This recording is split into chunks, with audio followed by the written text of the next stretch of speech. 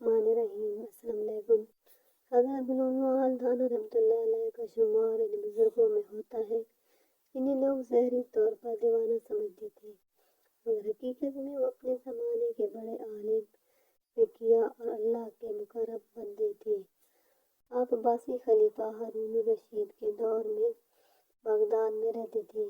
ابتدا میں آپ دربار خلافت سے وابستہ تھے، علم و حکمت میں مشہور تھے اور خلیفہ بھی آپ کا احترام کرتا تھا، مگر جب آپ نے دیکھا کہ دنیا کی عزت اور حکومت انسان کو آخرت سے غافل کر دیتی ہے تو آپ کے دل میں خوف خدا پیدا ہوا اور آپ نے دنیا کی شان و شوکت کو چھوڑنے کا فیصلہ کر لیا۔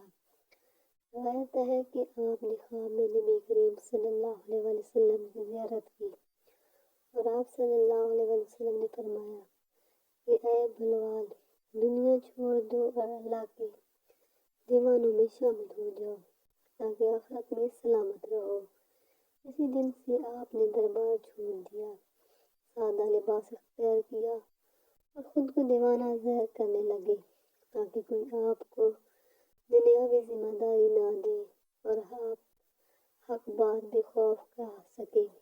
لوگ جب آپ کو گلیوں میں پھرتا دیکھتے تو کہتے بلال پاگل ہو گیا ہے، مگر دراصل آپ نے دانستہ دیوانگی کا لبادہ اوڑھا تھا تاکہ ظالم حکمرانوں سے محفوظ رہیں اور بغیر خوف کے انہیں نصیحت کر سکیں۔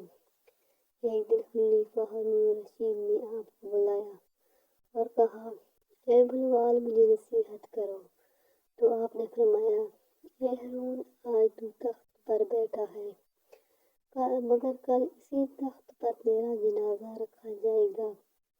آج تیرے پاس سپاہی ہیں، مگر کل تجھے قبر میں اکیلا جانا ہوگا۔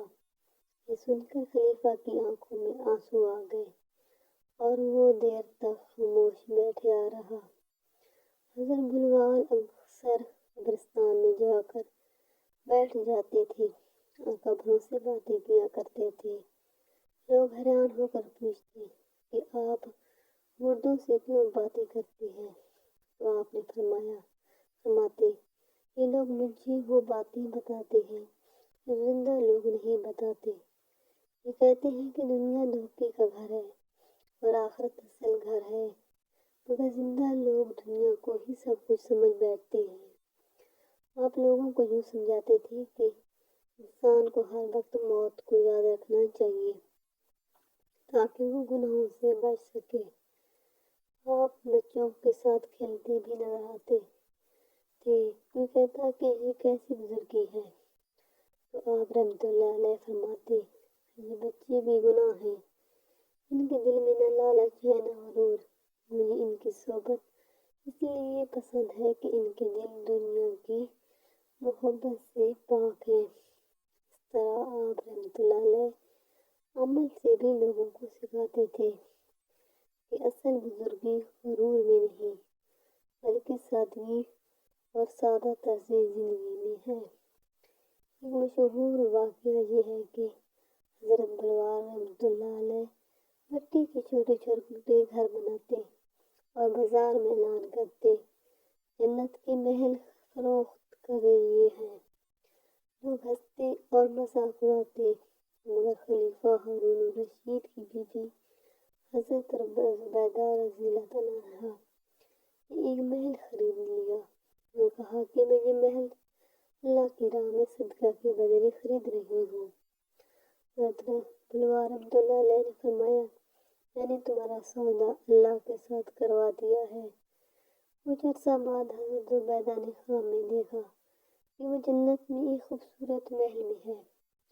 جب انہوں نے حضرت بلال کو بتایا تو آپ نے فرمایا، یہ اسی صدقہ کا بدلہ ہے جو تم نے اللہ کے لیے دیا تھا، یعنی کہ جو مٹی کا محل خرید کر تم نے صدقہ کے لیے دیا تھا، یہ سب اسی کا بدلہ ہے۔ ایک بار ایک قاضی نے حضرت بلال سے کہا، تو پاگل ہے؟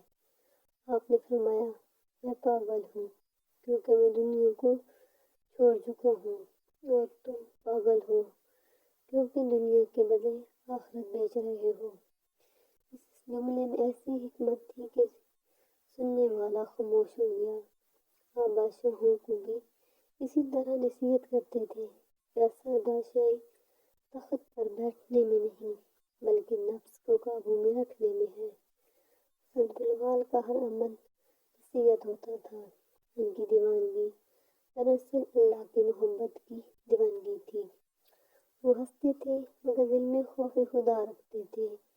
وہ بظاہر دنیا سے بے خبر لگتے تھے مگر حقیقت میں لوگوں کو آخرت کی یاد دلاتے تھے۔ صوفیہ فرماتے ہیں کہ بلال دیوانہ نہیں تھے بلکہ دنیا والے دیوانے ہیں جو چند جن کی زندگی پر ہمیشہ کی زندگی قربان کر دیتے ہیں۔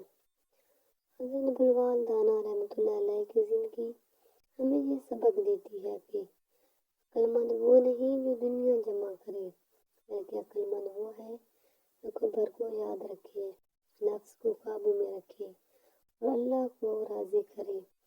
ان کی ساری زندگی ایک خاموش درس تھی کہ دنیا فانی ہے اور آخرت باقی ہے۔ جو جہاں ہوش میں رہے گا وہی وہاں کامیاب ہوگا۔